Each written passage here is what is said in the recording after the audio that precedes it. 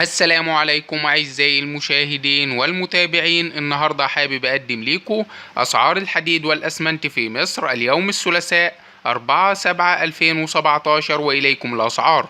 أولا أسعار الحديد في مصر: حديد عز 10450 جنيه، حديد الدخيلة 10450 جنيه، حديد المصريين 10350 جنيه، حديد العتال 10350 جنيه، حديد عطية 10350 جنيه، حديد المراكبي 10250 جنيه، حديد العشري 10200 جنيه، حديد الجيوشي 10200 جنيه، حديد مصر ستيل 10200 جنيه.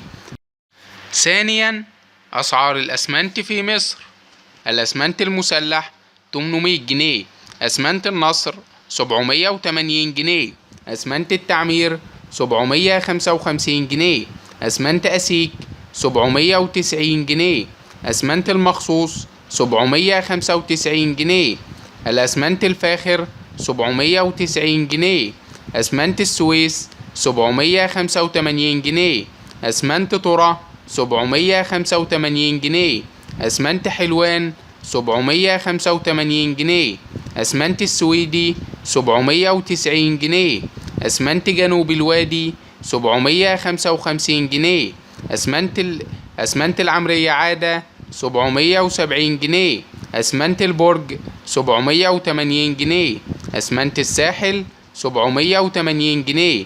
أعزائي المشاهدين، هنا ينتهي الفيديو. أرجو أن تدعمونا بلايك للفيديو والاشتراك في القناة حتى يصلكم كل جديد.